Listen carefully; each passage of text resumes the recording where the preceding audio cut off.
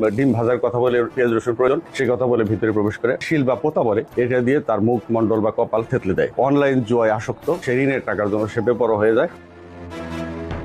SSC পরীক্ষার্থীকে গলা কেটে ঢাকার ধামরাই পৌর শহরে নাহিদ আক্তার নামে এক এসএসসি পরীক্ষার্থীকে ঘটনায় শামীম ওরফে স্বপনকে গ্রেফতার করে ধামরাই থানা পুলিশ। এ ঘটনায় সংবাদ সম্মেলন করেন ধামরাই থানার অফিসার ইনচার্জ মোহাম্মদ নাজমুল হুদা খান। হত্যাকারী শামীম নিহত নাহিদার মুখ শিল পাটা দিয়ে থেতলিয়ে ও গলা কেটে হত্যা করে। ঘটনাকে কেন্দ্র করে ধামরাই থানা পুলিশ বিশেষ অভিযানে নেমে প্রায় 24 ঘন্টার মধ্যে মূল হত্যাকারী মোহাম্মদ শামীম ওরফে স্বপনকে গ্রেফতার করে। নিহত নাহিদা স্থানীয় সেন্ট্রাল স্কুল থেকে এবার বাণিজ্য বিভাগের পরীক্ষার্থী ছিলেন। বিষয়টি আসামি শামীম নিজেই স্বীকার করেছেন বলে নিশ্চিত করেন ওসি নাজমুল হুদা খান। নিহত নাহিদা নানির সাথে ধামরাই পৌর শহরে রুম ভাড়া নিয়ে থাকতেন।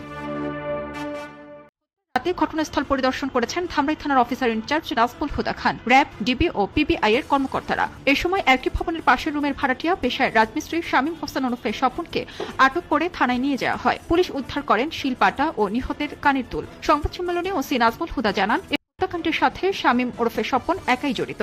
ভিকটিমের বাসায় তার নানুর অনুপস্থিতিতে সে কৌশলে পেঁয়াজ এবং রসুন এরকম ডিম ভাজার কথা বলে পেঁয়াজ রসুন প্রয়োজন সেই কথা বলে ভিতরে প্রবেশ করে যথারীতি তার যে প্রয়োজন ছিল সে বলছে যে আমার কিছু টাকার দরকার, টাকা লাগবে। ভিকটিম যথারীতি তাকে টাকা দিতে অপারগতা স্বীকার করে।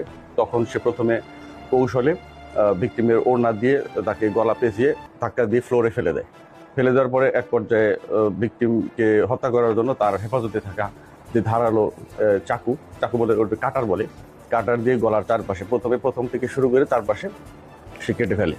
আরও নিশ্চিত করার জন্য তার পাশে থাকা আঞ্চলিক ভাষা শিল বা পোতা বলে এটা দিয়ে তার মুখ মন্ডল বা কপাল থেতলে দেয়। অনলাইন জুয়া আসক্তর কারণে সে বিভিন্ন স্থানে টাকা ঋণ হয়ে গেছে, সে ঋণের টাকার জন্য সে বেপরোয়া হয়ে যায় এবং আগে থেকেই হয়তো তার টার্গেট ছিল যে একে যে কোনোভাবে হয় টাকা নেবে, না হলে টাকা বিনিময়ে না দিলে তাকে হত্যা করবে। আসামি একজন অনলাইন জুয়ারু, মূলত জুয়ার অর্থের জন্যই তিনি করেন।